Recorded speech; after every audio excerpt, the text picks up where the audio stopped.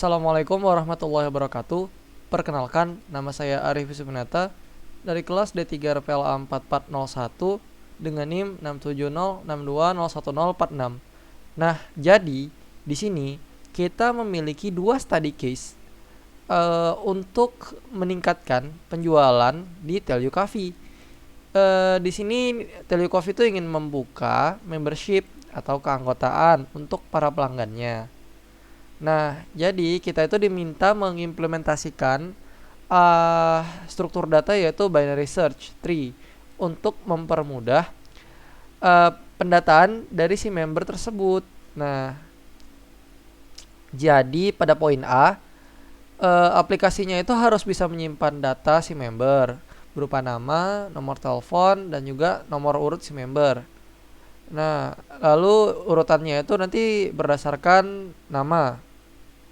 Nah, lalu di sini pada poin B kita itu diminta untuk melakukan penghapusan apabila tidak aktif atau menyalahi ketentuan. Nah, jadi nanti kita itu bisa melakukan penghapusan pada bagian datanya. Nah, lalu untuk penelusuran ini kita menggunakan maksudnya sistem yaitu in order untuk melampirkan seluruh datanya. Nah, jadi di sini saya sudah memiliki data yang tadi ingin kita lakukan atau kita jalankan. Nah, coba saya run.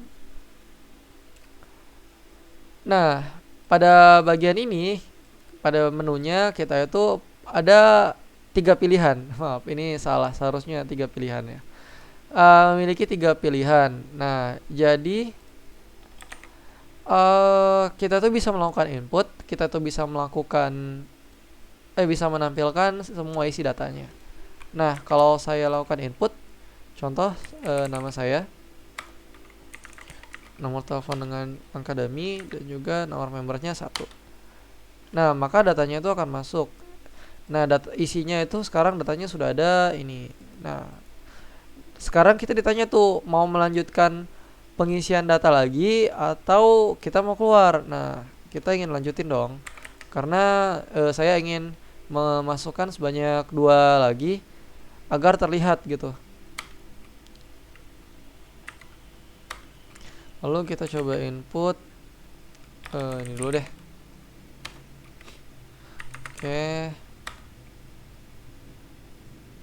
Baru nomor 2.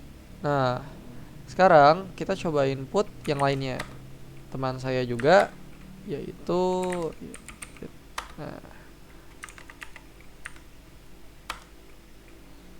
nomor ketiga. Nah, sekarang kita sudah punya 3 data nih. Nah, lalu saya mau coba hapus 1. Kira-kira bisa tidak? Coba saya hapus username saya. Nah, datanya udah kehapus ya. Nah, mari coba kita lihat. Kita tampilkan datanya. Ada enggak? Nah, data saya tadi sudah hilangkan. Nah, begitu. Kurang lebih simple untuk logikanya. Jadi nanti dia itu akan melakukan pengecekan dulu. Nanti kita akan lihat ke bagian BST untuk countingnya itu ada apa aja sih di sana. Nah, di sini saya memanggil class scanner, utility scanner, karena kita membutuhkan inputan dari user. Nah, dengan begitu kita bisa melakukan input seperti ini tadi, seperti masukkan angka 3 dan ya, dan juga nama atau nomor urut tadi. Nah, lalu di sini saya menggunakan string tanya. Buat apa ini sih? Nah, ini tuh supaya masuk dulu si data tanyanya. Jadi pengecekan sekali di while. Oh, ternyata benar-benar. Maka akan masuk dan menjalankan yang ini. Nah, setelah dijalankan, dicek lagi tuh. Di bagian bawah itu tuh ada pertanyaan berupa apakah kita ingin lanjut atau enggak. Jika kita menjawab ya lagi, maka dia akan dibalikkan lagi kemari dan ternyata benar true, akan di looping terus-terusan sampai dia menjawab kata tidak. Nah, kita coba ya jawab tidak ya. Tidak. Nah, programnya sudah berhenti sekarang. Nah, begitu untuk yang bagian while-nya. Nah, untuk bagian menunya, ini tuh kan ada input, ada delete, dan ada untuk menampilkan semua isi datanya. Nah, ketika kita diminta melakukan pilihan, nah di sini saya menggunakan switch case sebagai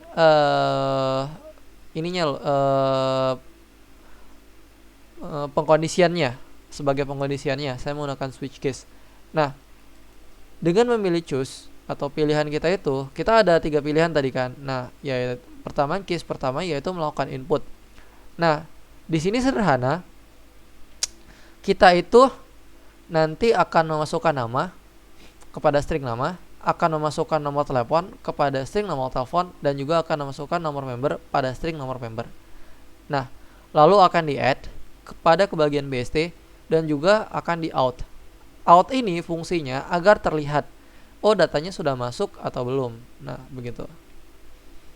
Nah, lalu pada bagian pengkondisian kedua, nah di sini kita dapat melakukan penghapusan user. Nah, jadi kita akan diminta nanti masukin nama usernya dong gitu. Nah, nama usernya ketika dimasukin, maka kita akan bisa melakukan delete. Nah, sifatnya di sini tadi sih setahu saya case sensitive, tapi saya belum melakukan pengecekan ulang. Nah, lalu pada bagian case ketiga, nah kita akan menampilkan seluruh isi data apabila kita lupa dengan bagian data satu dengan data yang lainnya. Nah, begitu. Nah, kalau kita lihat ke bagian BST, nah di sini itu pada dasarnya menggunakan data yang sama pada jurnal 708, maksud saya jurnal 8 saya yang sebelumnya. Nah, jadi ada note. Nah, nanti kita akan coba lihat isi note itu ada apa aja.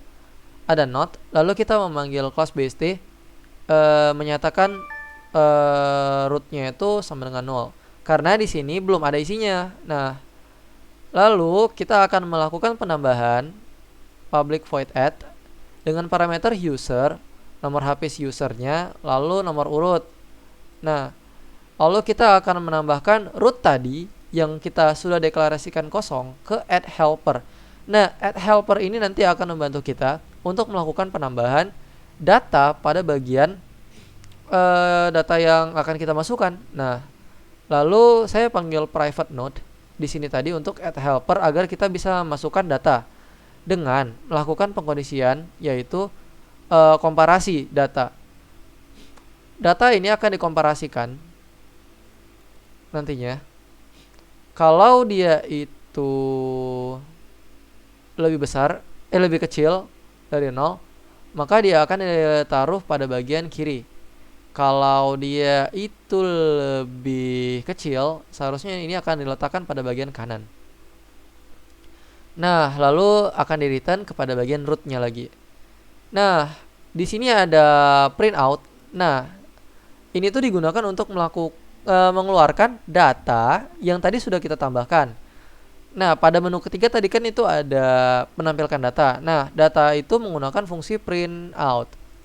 Nah, lalu di sini ada in order method. Method ini tuh di sini nih. Nah, dia itu nanti akan dicek dulu tuh sebelum kita bisa melakukan in ordernya. Dicek apakah rootnya itu kosong atau enggak. Kalau kosong ya nggak bisa dilakuin in order gitu, langsung aja dikeluarin. Nah, pada dasarnya ini sifatnya sama seperti in order pada penerapan sebelumnya, yaitu kalau in order itu dia akan visit ke kiri, baru akan visit node-nya, lalu dia akan visit ke kanan. Nah, seterusnya seperti itu. Lalu untuk delete user, ya seperti namanya delete, kita akan akses rootnya dan melakukan delete record. Nah, dengan delete record ini kita akan mengetahui mana sih si usernya itu gitu. Nah, disitulah kita akan melakukan pengecekan dengan parameter-parameter seperti not root maksud saya, yang nanti akan dicek pada bagian rootnya, dan juga user. Nah, jadi root ini akan dicek dahulu. Apabila null, dia akan kembali data kosong. Nah, Lalu jika datanya ada akan melakukan komparasi. Nah, apakah datanya terletak di bagian kanan atau kiri? Jika lebih kecil, maka akan letak pada bagian kiri rootnya. Jika datanya lebih besar, akan diletakkan pada bagian kanan untuk penghapusannya. Nah, lalu di else. Nah, else ini jika data kirinya juga kosong, maka akan dianggap null dan akan dikembalikan ke bagian root kanan. Jika kanannya juga kosong, maka akan dikembalikan ke bagian kiri. Nah, lalu ada root count untuk bagian in order successor dikoncat dengan root right. Lalu root right delete rec root count pada ini index ke 0. Nah, lalu akan di return rootnya. Nah, in order successor ini tuh nanti akan melakukan pengecekan lagi pada setiap data yang ada di dalamnya gitu. Nah, kalau kita lihat ke bagian node-nya, nah ini tuh ya isinya objek yang akan kita panggil ntar dan juga akan kita gunakan sebagai manipulasi datanya. Nah, di sini tuh ada konstruktor. Konstruktornya itu isinya discount, maksud saya discount indeks ke 0, 1 dan 2. Nah, ini tuh untuk melakukan indexing pada array. Karena di sini saya menggunakan array untuk setiap bagian datanya. Nah, lalu di sini left dan right-nya saya nulin aja agar datanya itu dimulai dari 0 ntar. Nah, sekarang coba kita ke bagian kedua karena di sini untuk nomor 1 sudah selesai. Nah, di bagian kedua itu tuh Tell You ini kan udah ngadain program membership tadi kan. Nah, terus kita diminta lagi tuh untuk melakukan penjangkauan kepada pelanggan. Nah, jadi radiusnya itu antara 0 sampai 500, 0,5 sampai 1 km, 1 sampai 1,5 km, bahkan yang keempat itu 1,5 sampai 2 km. Menggunakan kategori, yaitu kategori 1, 2, 3, dan juga 4. Nah, poinnya akan menyimpan data berupa kategori jarak, nomor member, dan pesan. Lalu pada bagian poin B, dapat menampilkan seluruh yang sudah dikirimin. Dengan catatan kita boleh menggunakan ya priority queue. Nah, di sini saya menggunakan priority queue. Oke. Nah, ini dia yang sudah saya tambahkan. Nah, di sini saya tidak melakukan data dinamis karena kalau saya melakukan itu entah mengapa data saya masih error gitu. Jadi saya menggunakan inputan manual untuk datanya supaya kelihatan dulu lah seenggaknya gitu. Nah, kalau saya run, nah dia akan mengeluarkan kategorinya berserta dengan jenis pesanan yang tadi akan dipesan. Nah, di sini kan ada kategori 1, 2, 3, 4. 4, 3, 2, 1. Nah, mengapa hal ini bisa terjadi? Kalau kita lihat ke bagian data ini, kategori 1 itu tuh 0 sampai 500. Kategori 2 itu tuh 0,5 sampai 1 km. Kategori 3 itu tuh 1 sampai 1,5, dan kategori si 4 ini 4 mungkin ada salah. Nah, itu tuh 1,5 sampai 2 km. Nah, bisa kita simpulkan kategori keempat itu adalah kategori terbesar dan 1 itu adalah kategori terkecil. Nah, berarti di sini data kita tuh sudah benar secara penghitungan kategori karena kita tidak perlu menggunakan jarak yang nantinya akan kita tambahkan pada bagian data karena ya sudah jelas gitu dari kategori juga kita sudah mengetahui bahwa kategori tertinggi dialah nilai yang paling atas. Nah, jadi di sini saya menggunakan priority queue seperti yang saya bilang tadi. Saya import utilities priority queue. Lalu nanti kita akan lihat di bagian heap ada apa aja isinya. Lalu kita memanggil variable count untuk menampung seluruh data dan juga melakukan collection reverse order. Ini tuh kalau nggak salah sih yang saya baca sebelumnya untuk membalikan data yang sudah ada. Karena kan queue itu hanya mengurutkan. Untuk membalikannya kita membutuhkan bantuan reverse order. Nah, jika kita ke bagian heap, nah di sini segalanya terjadi. Nah, heap implements comparable. Nah, ini tuh untuk melakukan komparasi pada bagian data heap. Nah, lalu kita memanggil setiap objek berupa jarak, nomor urut, dan juga apa yang dipesan oleh si user. Nah, di sini saya panggil sebagai private final agar mempermudah datanya dan juga nggak ada perubahan juga sih. Jadi ya di final juga nggak ada masalah. Nah, lalu di sini ada public heap yaitu constructor yang akan mengambil data objek-objeknya. Nah, lalu akan melakukan komparasi heap ini heap O, yaitu jarak apabila tidak sama dengan si O, maka akan dikembalikan integer compare jarak O jaraknya. Maka nanti akan di-return ke 0. Oke. Lalu di sini toString ini akan dikeluarkan datanya sesuai dengan data yang sudah diinputkan di bagian sini tadi. Nah, begitu. Nah, kurang lebih seperti inilah data yang sudah ada.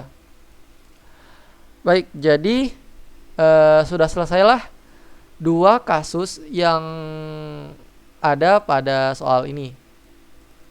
Nah, demikian yang bisa saya sampaikan pada kesempatan kali ini. Lebih dan kurang saya mohon maaf. Nun wal qalami wa ma yasturun. Wassalamualaikum warahmatullahi wabarakatuh.